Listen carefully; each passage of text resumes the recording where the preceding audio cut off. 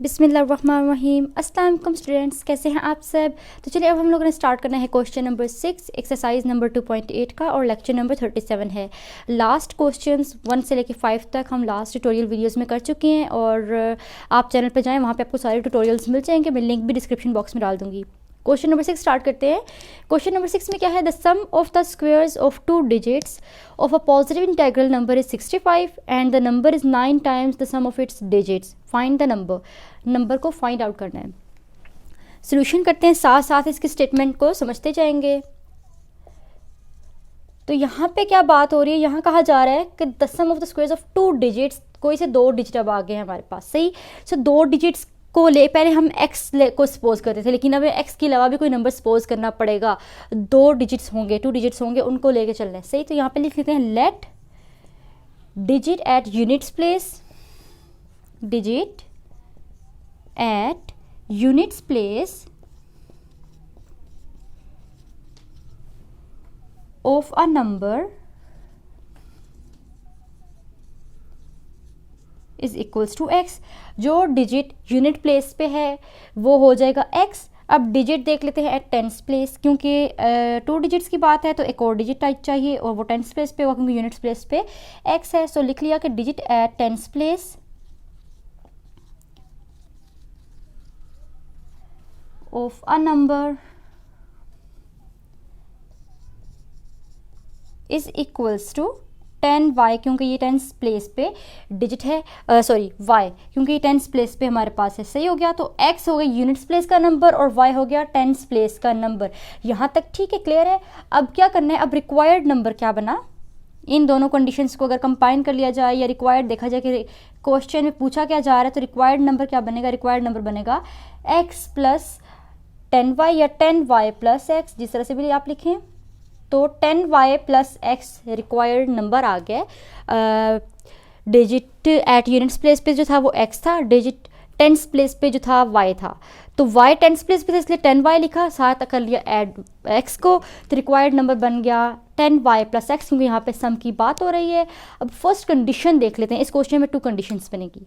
तो जो पहली कंडीशन है उसको देख लेते हैं। पहली कंडीशन में क्या होगा, the sum of the squares of 2 digits, 2 digit जो है मतलब x और y जो है, इनके स्क्वेयर्स का सम वो है क्या, 65। सम का मतलब मैं बता चुकी हूँ लास्ट क्वेश्चन में भी कि प्लस होता है। 2 डिजिट मतलब एक डिजिट लिया है x, एक लिया है y, और इनके स्क्वेयर्स मतलब ये जो x और y लिए हैं इनके स्क्वेयर्स होंगे, मतलब पावर 2 होगी।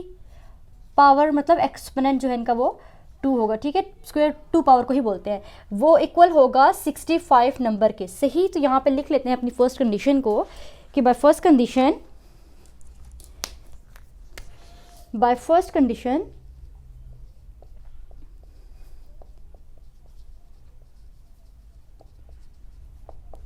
कंडीशन क्या बात है कि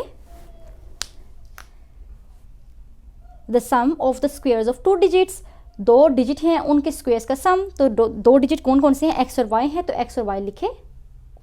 अब उनके स्क्वेयर्स ले लेते हैं, क्योंकि स्क्वेयर्स लेने को भी कहा गया और उनका सम भी कहा गया, और वो किसके इक्वल कहा गया, 65 के। तो फर्स्ट कंडीशन में ये इक्वेशन तैयार होगी, जिस इक्वेशन को कह दिया कि इक्वेशन नंबर 1 है। तो यहाँ पे तो इक्वेशन नंबर 1 आ गई। अब आगे क्या है हमारे पास, आगे देख लेते हैं।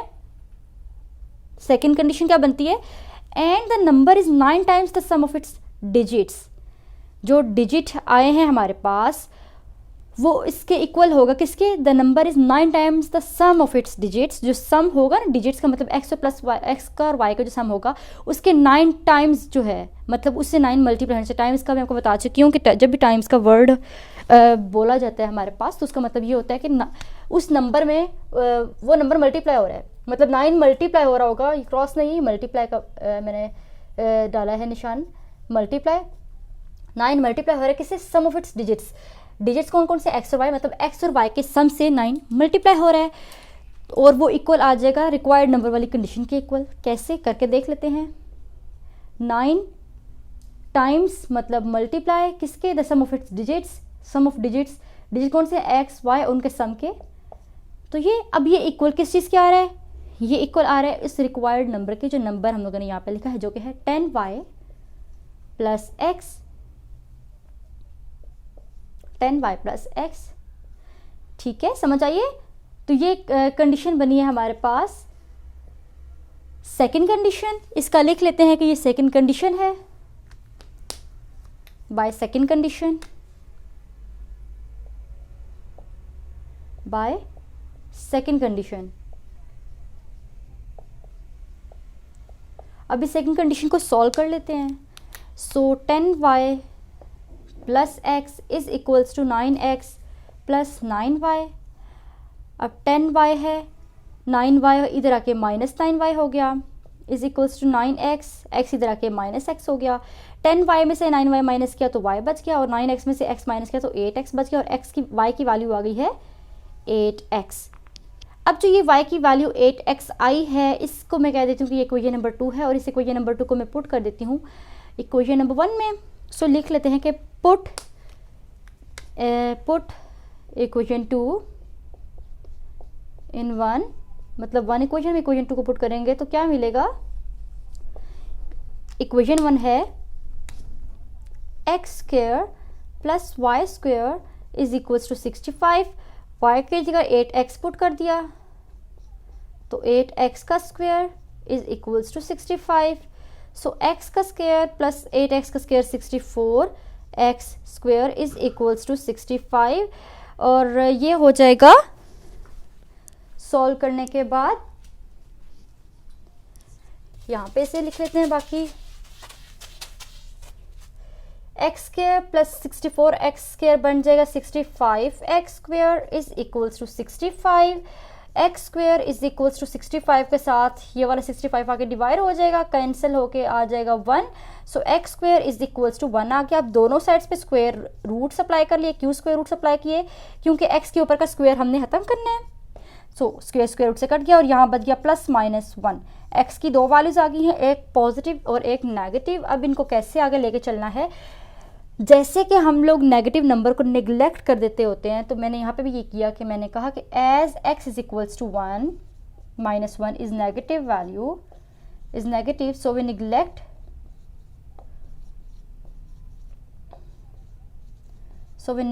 x equals to minus 1, so implies that therefore, या आप लिख लेंगे therefore value of x is equals to 1। x equals to minus 1 वाली वैल्यू को निगलेक्ट कर, दो वैल्यूज आई थी ना, एक आई थी x equals to 1 एंड एक आई थी x equals to minus 1।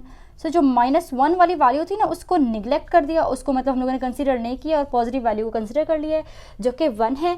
अब ये जो y की x की जो वैल्यू 1 आई है इसको पुट कर देते हैं इक्वेशन नंबर 2 में y की वैल्यू निकालने के लिए। सो कहते हैं कि पुट, या फिर इस तरह से कर लेते हैं, किसे पुट कर लेते हैं तो क्या आ जाएगा, put x equals to 1 in equation number 2। Equation number 2 है y is equals to 8x, तो implies that y is equals to 8, x की जगह डाल दिया 1। सो y की वैल्यू आ गई 8 जब x की वैल्यू 1 पुट की। अच्छा, ये तो हमारे पास y की वैल्यू आ गई है, लेकिन क्या था कि रिक्वायर्ड नंबर क्या था जो स्टार्ट में लिखा था, वो था 10y plus X. Required number वो था, रिक्वायर्ड नंबर मतलब जो वैल्यू उसको सॉल्व करके आएगी वो असल में हमारे पास क्वेश्चन का आंसर होगा। तो उसको लिख लेते हैं पहले, वो क्या था, 10y प्लस एक्स थी,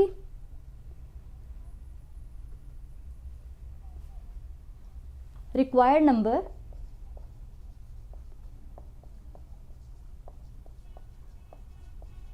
is equals to 10y plus X, ये था हमारे पास रिक्वायर्ड नंबर का। सो एक्स और वाई दोनों की वैल्यूज आ चुकी हैं, दोनों को यहाँ पुट करते हैं, लिखते हैं put y is equals to 8 and x is equals to 1, we get. So required number क्या आएगा, 10y की जगह डाल दिया 8, x की जगह लिख दिया 1, so 80 plus 1 is equals to 81। So the required number is, लिख लेते हैं 100 10, या फिर 100 लिखेंगे या 10 लिखेंगे, required number is, so implies that the required number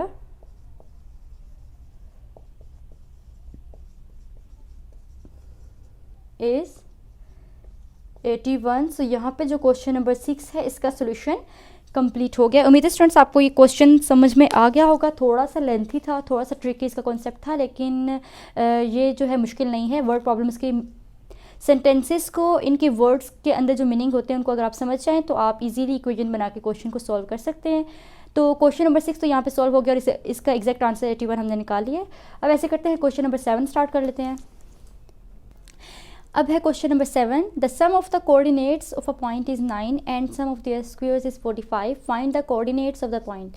तो स्टूडेंट्स यहाँ पर क्वेश्चन नंबर 7 में अब कोऑर्डिनेट्स आ गए हैं, कोऑर्डिनेट को सॉल्व करना है। कोऑर्डिनेट क्या होता है, मैंने आपको बताया था कि जो हमारे पास हम लिखते हैं इस तरह से x, y पॉइंट की फॉर्म में, तो इसको कोऑर्डिनेट बोलते हैं। यहाँ पे इसी पे काम होगा। The sum of the coordinates of a point, अब दो कोऑर्डिनेट्स x, y, उनका सम भी दिया हुआ है कि वो 9 है और उनके स्क्वायर्स का सम भी कहा गया कि 45 है। हमने इन x और y की वैल्यू को फाइंड आउट करना है, मतलब कोऑर्डिनेट्स की वैल्यू को फाइंड आउट करना है, कोऑर्डिनेट्स फाइंड करने हैं। सोल्यूशन स्टार्ट करते हैं, साथ साथ क्वेश्चन के स्टेटमेंट से इक्वेशंस बनाते हम लोग बना लेंगे। सो लेट्स सपोज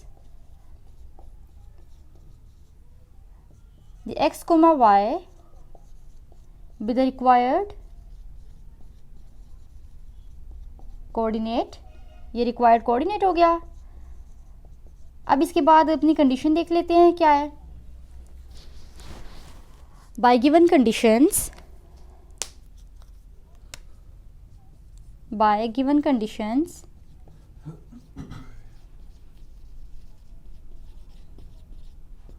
अच्छा यहाँ हमने लिखा let's suppose the X Y with the required coordinates. आप ऐसे भी लिख सकते हैं कि X Y are coordinates of a required point. Required coordinates, required point आप इस तरह से दोनों तरह से लिख सकते हैं। कोऑर्डिनेट्स पॉइंट के ही होते हैं, ठीक है जी, तो इस तरह से भी लिख सकते हैं। बाय गिवन कंडीशन क्या है, the sum of the coordinates of a point के कोऑर्डिनेट्स मतलब एक्स और वाई का सम 9 है, तो लिख देते हैं X plus Y is equals to 9। इसको बोल दी इक्वेशन नंबर 1। ठीक हो गया, x plus Y is equals to 1 equation बन गई। अब एंड एक और इक्वेशन बन रही है, सम ऑफ देयर स्क्वायर्स, मतलब वो जो पॉइंट्स गिवन है उनके स्क्वायर्स का भी सम, वो क्या है, इज 45, वो है 45, सो 45 लिख दिया। और ये इक्वेशन नंबर 1 और इक्वेशन नंबर 2 हमारे पास आ गई। इन दोनों इक्वेशन को सॉल्व करके कोऑर्डिनेट्स की वैल्यू को फाइंड आउट कर लेते हैं। सो फ्रॉम इक्वेशन 1 लिखा, फ्रॉम इक्वेशन 1 क्या है, equation 1 x plus Y is equals to 9। So यहाँ से x की वैल्यू को निकाल लेते हैं। So x is equals to 9 minus Y हो गया, ये x की वैल्यू आ गई। अब ऐसे करते हैं, इस वैल्यू को पुट करते हैं इक्वेशन नंबर 2 में। So put value of x that is 9 minus Y in equation number 2। Equation number 2 में y की वैल्यू को पुट कर दिया। इक्वेशन नंबर 2 है x square plus Y square is equals to 45। x की जगह पे 9 माइनस वाई पुट किया तो whole square plus Y square is equals to 45। अब 9 माइनस वाई का होल स्क्वायर है, यहाँ पे फॉर्मूला यूज़ होगा जो कि है a माइनस बी का होल स्क्वायर वाला फॉर्मूला। सो लिख लेते हैं कि a माइनस बी का होल फॉर्मूला यहाँ पे यूज़ करने लगे हैं। a का स्क्वायर प्लस b का स्क्वायर माइनस 2ab, यहाँ पे ये वाला फॉर्मूला इसके ऊपर यूज़ करना है। सो 9 का स्क्वायर, 9 है a की जगह पे, y है b की जगह पे, तो y का स्क्वायर, a का स्क्वायर y का स्क्वायर माइनस 2, a की जगह पे 9, b की जगह पे y plus y square is equals to 45। अब 9 का स्क्वायर 81 हो गया, प्लस ये आ गया y square, 2 9 18y plus y square is equals to 45। अब 81 plus y square 2y square minus 18y minus 45 हो गया इस साइड पे आके, तो ये इक्वल्स टू 0 आ गया। अब ऐसे कर लेते हैं कि इन इक्वेशन को अरेंज करके लिखते हैं और बाद में सिंप्लीफाई कर लेते हैं। 2y square minus 18y minus 45 और प्लस 81 इज इक्वल्स टू 0। यहाँ से क्वाड्रेटिक इक्वेशन हमारे पास आ जाएगी। तो 2y square minus 18y plus 81 minus 45, तो 45 81 माइनस 45 क्या हो जाएगा, 36। So 2y square minus 18y minus 45 plus 81 plus 36 is equals to 0। यहाँ पे से 2 को कॉमन ले लेते हैं। 2 जब कॉमन ले लिया तो y square minus 9y plus आ जाएगा 8 इज इक्वल्स टू 0, 18 आएगा यहाँ पे। तो अब ये 2 जो है ये इधर आके 0 के इक्वल नहीं हो सकता, बल्कि 0 के साथ खत्म हो जाएगा। तो लिख लेते हैं कि देयरफॉर इक्वेशन बनी, क्वाड्रेटिक जो इक्वेशन है वो बनी y² minus 9y plus 18 is equals to 0 and 2 is not equals to 0, क्योंकि एक कांस्टेंट नंबर के इक्वल कभी भी नहीं हो सकता। क्वाड्रेटिक इक्वेशन ये बनी है, इसे यूज़ करके आगे क्वेश्चंस को सॉल्व कर लेते हैं। सो y² फैक्टर्स बना लेते हैं, बाय फैक्टराइजेशन करते हैं सॉल्व। लिखते हैं बाय फैक्टराइजेशन। आप अगर चाहें तो इस पर क्वाड्रेटिक फॉर्मूला अप्लाई करके भी इस क्वाड्रेटिक इक्वेशन को सॉल्व कर सकते हैं। So y² minus 6y minus 3y plus 18 is equals to 0। y common ले लिया तो y माइनस 6 माइनस 3 कॉमन ले लिया तो y माइनस 6 आ गए, यहाँ पे भी इक्वल्स टू 0। अब y माइनस 6 सेम फैक्टर्स, इसका मतलब है फैक्टराइजेशन सही चल रही है। सो आगे कंटिन्यू करते हैं क्वेश्चन। y माइनस 3 और y माइनस 6 इस से कॉमन लेके हम लोगों ने इन दोनों फैक्टर्स को लिख लिया। अब इन दोनों फैक्टर्स को अलग अलग 0 के इक्वल लिख लेते हैं। सो y माइनस 3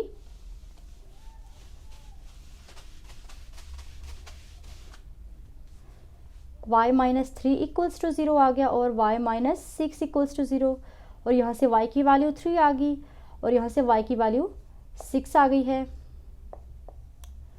ठीक है, y की वैल्यूज आ गई। अब x की वैल्यू को फाइंड आउट करना है, तो x की वैल्यू कैसे निकालेंगे? हमारे पास क्या इक्वेशन आई थी पहले x की, x इक्वल हमने लिया था 9 माइनस y के, यही था। तो ऐसे करते हैं, इसमें y की वैल्यूज को बारी बारी पुट कर लेते हैं। सो लिखते हैं put y is equals to put 3 in x is equals to 9 minus y, और put y is equals to 6 in x is equals to 9 minus y। मतलब x equals to 9 minus y में y की पहले 3 वाली value put करनी है, फिर y की 6 वाली वैल्यू को पुट करना है।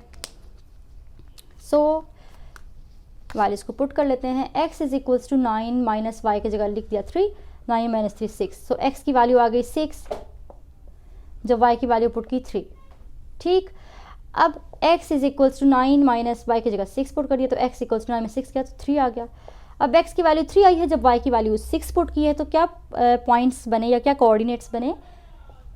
फर्स्ट प्लेस पे x का पॉइंट, सेकंड प्लेस पे y की वैल्यू, यहाँ पे फर्स्ट प्लेस पे x की वैल्यू और सेकंड प्लेस पे y की वैल्यू। तो ये दो कोऑर्डिनेट्स या ये दोनों पॉइंट्स आ गए हैं।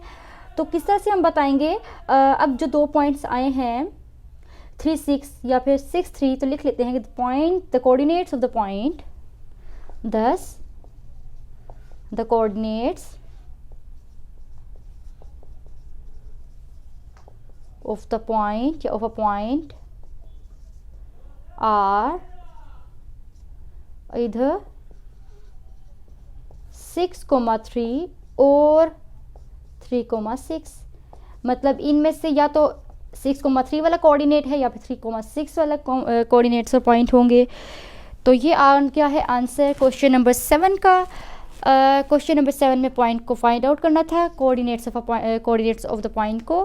तो यहाँ पे पॉइंट की वैल्यू को फाइंड आउट कर लिए। अब ऐसे करते हैं, क्वेश्चन नंबर 8 स्टार्ट कर लेते हैं। तो अब है क्वेश्चन नंबर 8। क्वेश्चन नंबर 8 में क्या करना है? Find two integers whose sum is 9 and the difference of their squares is also 9। दो इंटीजर्स को फाइंड आउट करना है, मतलब अब जो फाइंड करने हैं वो दो नंबर्स होंगे, दो नंबर्स की वैल्यूज़ को हमने फाइंड आउट करना है। Whose sum is 9। अच्छा, नंबर्स नहीं बताए गए, लेकिन उनका सम बता दिया कि वो 9 है, और बताया गया है कि the difference of their squares, मतलब उनके स्क्वेयर्स का डिफरेंस मतलब माइनस, वो भी 9 है। तो इक्वेशंस बनेंगी, उनको सॉल्व करके उन वैल्यूज़ को फाइंड आउट कर लेंगे। तो सोल्यूशन इसका स्टार्ट करते हैं।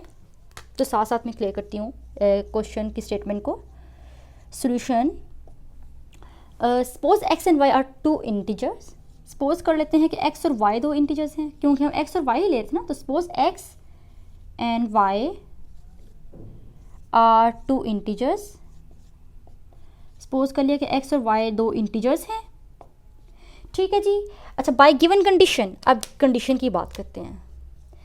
बाय गिवन कंडीशन,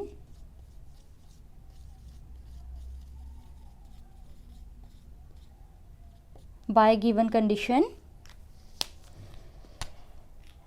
दो इंटीजर्स को फाइंड आउट करना है। हुज सम मतलब प्लस इज 9 इज मतलब equals to 9 and the difference मतलब minus of the squares, minus है ये, ठीक है जी, of minus of the squares मतलब पावर 2 इज मतलब इक्वल टू 9 आल्सो।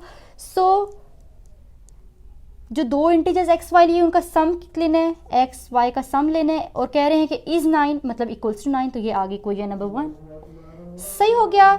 अब the difference of their squares, इनके स्क्वेयर्स का डिफरेंस मतलब माइनस इज आल्सो 9, वो भी 9, so this is equation number 2। So now these are two equations and we have to solve these two equations.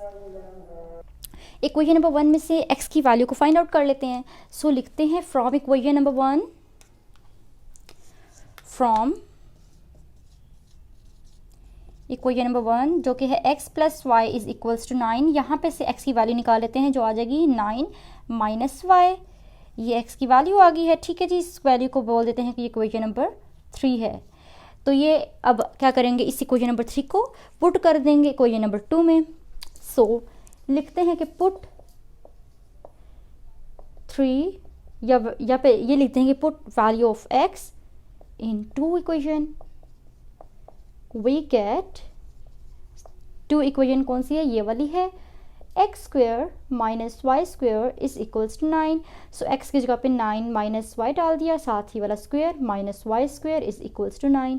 अब यहाँ formula use होगा a minus b का whole square का।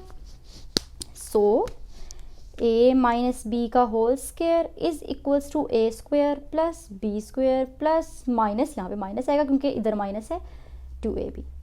तो ये वाला फॉर्मूला यहाँ पे यूज़ कर लेंगे, इसके ऊपर फॉर्मूला यूज़ कर लेते हैं और 9 माइनस वाई का होल स्क्वेयर को खोल लेते हैं फॉर्मूला में। सो 9 का स्क्वेयर प्लस वाई का square minus 2 into 9 into y minus y square, ये वाला माइनस वाई स्क्वेयर है और 9 के इक्वल। 9 का स्क्वेयर आ गया 81 प्लस वाई स्क्वेयर माइनस 2 9 से 18 y minus y square is equals to 9। अब plus y square minus y square cancel हो जाएगा और ये क्या आएगा, ये बन गया 81 minus 18 y is equals to 9। So 81 minus 18 y minus 9 is equals to 0। अब माइनस 18 वाई है और प्लस 81 है, माइनस 9 इज इक्वल्स टू 0। अब 81 में से अगर हम माइनस कर लें 9 को तो क्या आ जाएगा 72 जी, 72 माइनस 18 वाई, सो 72 आ जाएगा और माइनस 18 वाई इक्वल्स टू 0 आ गया, सही है, क्लियर है ना। 81 माइनस किया है 9 से और 8 वाई के साथ माइनस का 18 के साथ माइनस का साइन था, तो 72 माइनस 18 वाई आ गया। अब यहाँ से इसको सॉल्व करके और ज़्यादा वैल्यूज़ को फाइंड आउट कर लेते हैं। 72 इज इक्वल्स टू 18 वाई हो गया और यहाँ से फिर y is equals to 18 divided by 72 हो गया। यहाँ से क्या करेंगे जी, कटिंग करेंगे 18 की और 72 की। कटिंग करने के बाद सारा सॉल्व करने के बाद, अच्छा माइनस 18 है तो अच्छा 18 दूसरी तरफ चला गया, क्या हुआ 18 जी 18 दूसरी तरफ चला गया था। करेंगे कैंसिल के, सारा सॉल्व करने के बाद y की वैल्यू आ गई है 4। तो अब y को जब निकाल लिया, y की वैल्यू आ गई तो इस वाली इक्वेशन में पुट करके मैं x की वैल्यू भी निकाल लेती हूँ। सो लिखते हैं put value of y is equals to 4 in equation number 3। Equation number 3 में y की वैल्यू को पुट करते हैं जो कि है x is equals to 9 minus y. So x equals to 9 minus y की जगह 4 पुट किया तो आ गया 5। सो x की वैल्यू आ गई है 5। तो स्टूडेंट्स कहा गया था कि फाइंड टू इंटीजर्स, दो इंटीजर्स को फाइंड करें जिनका सम 9 हो और the difference of their squares is also 9, वो भी 9 हो। तो ये हमने दो इंटीजर्स सपोज कर लिए थे कि लेट्स सपोज x और y हमारे पास वो दो इंटीजर्स हैं जिनका सम जो है वो 9 है और उनका डिफरेंस उनके स्क्वायर्स का वो भी 9 है।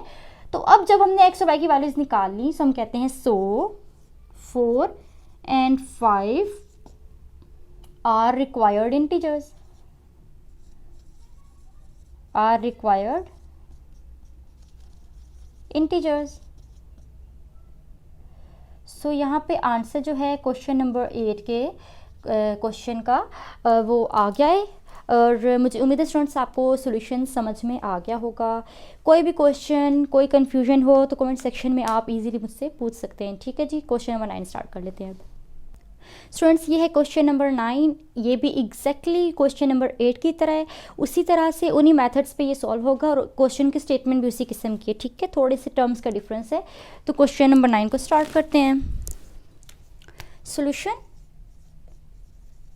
सपोज कर लेते हैं कि जो दो इंटीजर्स फाइंड आउट करने को कहा गया है वो हैं x और y। सो लिखते हैं let x and y be two integers, या बी द इंटीजर्स भी लिख सकते हैं, टू ना लिखें बेशक। अच्छा, अब लिखते हैं बाय गिवन कंडीशन, और गिवन कंडीशन को फिर मैं डिस्कस करती हूँ। ठीक है, बाय गिवन कंडीशन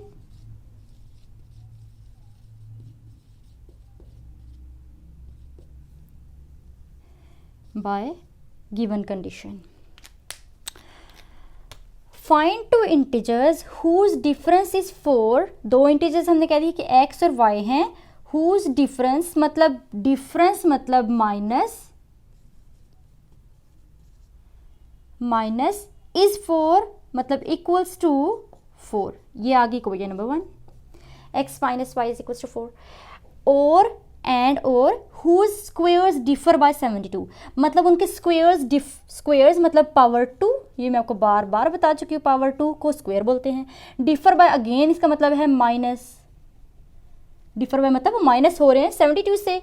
सो जो इंटीजर्स हैं उनके स्क्वेयर्स डिफर हो रहे हैं माइनस से और इक्वल है 72 के, और ये आगे को ये नंबर 2 सही हो गया। x minus y equals to 4, x square minus y square equals to 72, दो इक्वेशंस आ गई हैं। अब अगेन सारा सोल्यूशन वैसे ही होगा जैसे क्वेश्चन नंबर 8 का किया था कि फ्रॉम 1 x की वैल्यू निकालेंगे। 1 इक्वेशन है x minus y equals to 4, यहाँ से x की वैल्यू आ जाएगी 4 प्लस वाई, जिसको हमने नाम दे दिया इक्वेशन नंबर 3 का, राइट। सो लिखते हैं कि put equation number 3 into equation number 2 में इक्वेशन नंबर 3 को पुट करेंगे, then we get x square minus Y square is equals to 72। So x square, x की जगह लिख लेते हैं 4 प्लस वाई का होल स्क्वायर माइनस वाई का स्क्वायर इज इक्वल्स टू 72। अब 4 प्लस वाई का होल स्क्वायर की जगह पे अगेन फॉर्मूला यूज होगा, कौन सा वाला, a प्लस बी का whole square is equals to a का स्क्वायर प्लस b का स्क्वायर प्लस 2ab वाला फॉर्मूला। ठीक है, यहाँ पे 4 प्लस वाई का होल स्क्वायर पे अप्लाई होगा, सो स्क्वायर का फॉर्मूला अप्लाई कर लेते हैं। 4 का स्क्वायर प्लस वाई का square plus 2 into 4 into y minus Y square is equals to 72। 4 का स्क्वायर 16 हो गया, ये वाई स्क्वायर आ गया, plus 2 4 8 Y minus Y square is equals to 72, plus Y square minus Y square cutting होके cancel, 16 plus 8 Y is equals to 72।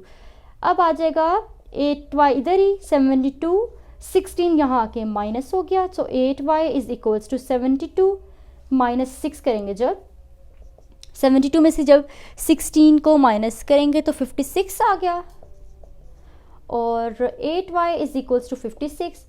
अब y is equals to 56 divided by 8 हो गया, क्योंकि 8 यहाँ मल्टीप्लाई था 56 के साथ आके डिवाइड हो गया, तो डिवाइड होने के बाद वैल्यू आई 7, सो y आ गया 7 के इक्वल। अब y की ये वैल्यू पुट करूंगी मैं 3 में और x की वैल्यू निकालूंगी, सो मैं लिखती हूँ कि put y is equals to 7 in equation number 3। Equation number 3 में मैंने y की वैल्यू को पुट करना है, देन वी गेट क्या आएगा, इक्वेशन नंबर 3 है x is equals to 4 plus y, so 4 plus y की जगह लिख दिया 7, ये आ गया 11, सो x की वैल्यू आ गई है 11। x भी फाइंड आउट कर लिया, y भी फाइंड आउट कर लिया, सो हमने लिखा कि so 7 and 11 are required integers, so x is equals to 11 and y is equals to 7 are required integers। So ये रिक्वायर्ड इंटीजर्स आ गए हैं, और यहाँ पे जो क्वेश्चन नंबर 9 है उसका सोल्यूशन भी कंप्लीट हो गया है। तो अब ऐसे कर लेते हैं कि क्वेश्चन नंबर 10 को जो है स्टार्ट कर लेते हैं। ये है question number 10, find the dimension of a rectangle whose perimeter is 80 centimeter and its area is 375 centimeter square. Question में कहा गया है कि रेक्टेंगल की डायमेंशंस को फाइंड आउट करना है. पेरीमीटर गिवन है जो कि 80 सेंटीमीटर है, एरिया गिवन है 375 centimetre square.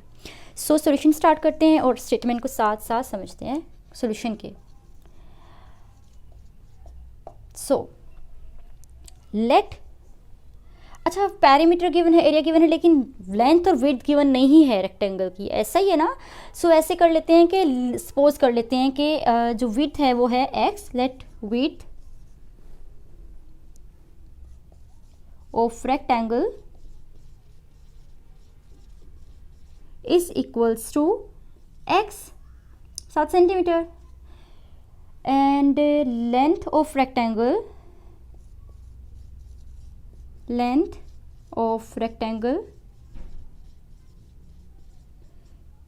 is equals to y centimetre. width of rectangle ये आ गया x centimetre, length of rectangle आ गया y सेंटीमीटर. तो पैरामीटर गिवन क्या है? Given that parameter of rectangle is equals to 80 centimetre. और जबकि हम जानते हैं कि फॉर्मूला क्या है, एज वी नो दैट कि पैरामीटर जो है वो इक्वल होता है 2 इंटू लेंथ प्लस विड्थ के. सो ऐसे कर सकते हैं हम कि पैरामीटर की जगह पे वो जो गिवन है कि रेक्टेंगुलर पैरामीटर ये है वो लिखते हैं. सो लिख लेते हैं 2 into length plus width is equals to 80 centimetre. ये लिख लिया. अब लेंथ और विड्थ की वैल्यूज को पुट कर देते हैं. लेंथ किसके इक्वल है? लेंथ x के इक्वल है और विड्थ है y के equal. So 2 into x plus Y is equals to 80. ठीक हो गया. और इसको सॉल्व कर लें अगर, so x plus Y is equals to 80. 2 divide हो जाएगा, कटिंग होके x प्लस वाई आ गया 40 के इक्वल. तो इसको कह देते हैं कि ये इक्वेशन नंबर 1 आ गई. सही, इसको इक्वेशन नंबर 1 बोल देते हैं. सही हो गया. अब कहते हैं कि एरिया जो है रेक्टेंगल का है वो 375 है, ये भी गिवन है. सो लिखते हैं given that also given that area of rectangle is equals to 375 centimetre square. कि area of rectangle 375 centimetre square given है. But as we know that, जैसे कि हम जानते हैं, but as we know that कि एरिया ऑफ रेक्टेंगल का formula क्या है? एरिया ऑफ रेक्टेंगल का फॉर्मूला है area is equals to area of rectangle is equals to length into width. ऐसा ही है. So area of rectangle given है 375 centimetre square, length given है x और विड्थ गिवन है y. सो 375 आ गया इक्वल एक्स वाई के. और इसको बोल देते हैं इक्वेशन नंबर 2. तो आ गई है एक इक्वेशन नंबर 1 और एक आ गई है इक्वेशन नंबर 2. ये इक्वेशन नंबर 1 है, ये इक्वेशन नंबर 2 है. तो अब फ्रॉम इक्वेशन 1 हम बोलते हैं, फ्रॉम इक्वेशन नंबर 1 जो कि है x plus Y is equals to 40. यहाँ से x की वैल्यू को फाइंड आउट कर लेते हैं. तो x is equals to 40 minus Y आ गया और इसको बोल देते हैं इक्वेशन नंबर 3. ठीक है, इसको बोल दिया इक्वेशन नंबर 3. अच्छा, अब क्या करना है? अब ऐसे कर लेते हैं कि जो x is equals to 40 minus y आया है, इसको पुट करते हैं इक्वेशन नंबर 2 में.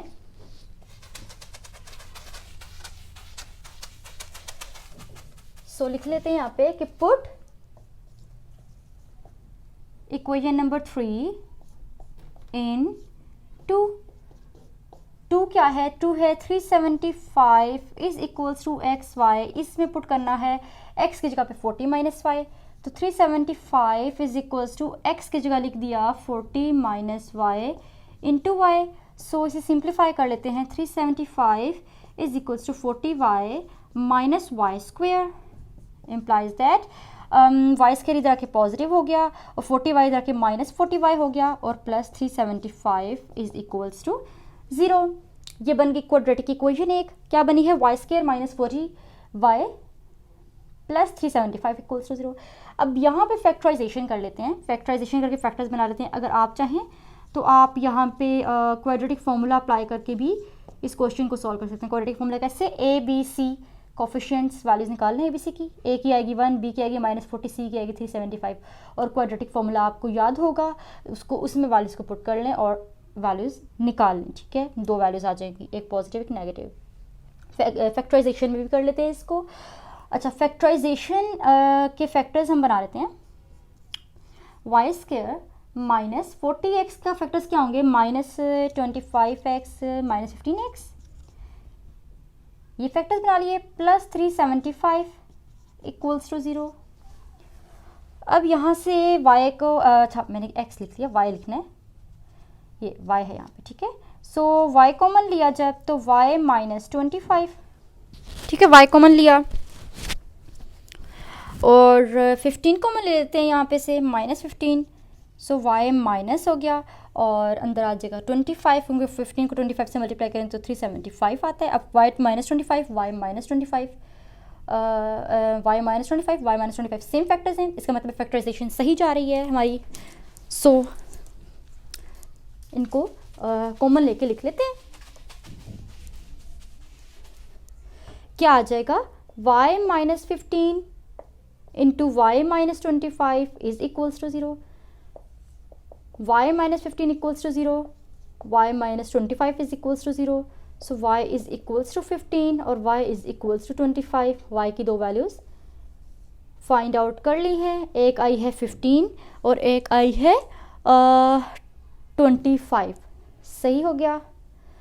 तो कहा गया था कि डायमेंशंस ऑफ आर रेक्टेंगल को फाइंड आउट करें जिसका पैरामीटर 8 सेंटीमीटर है और एरिया 375 सेंटीमीटर स्क्वायर है।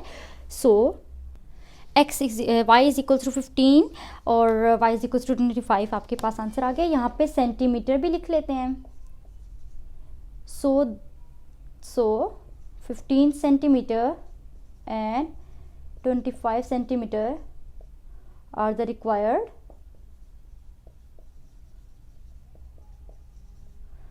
डायमेंशंस लिख दें या फिर वैल्यूज लिख दें, आर द रिक्वायर्ड डायमेंशंस और आंसर, या फिर आप इसकी जगह पे आंसर भी लिख सकते हैं कि और द रिक्वायर्ड आंसर। तो यहाँ पे जो क्वेश्चन नंबर 10 था उसका सारा सोल्यूशन हो गया है और आंसर जो है वो क्वेश्चन नंबर 10 का फाइंड आउट कर लिया है। उम्मीद है स्टूडेंट्स आपको सारा क्वेश्चन और इसका सोल्यूशन समझ में आ गया होगा।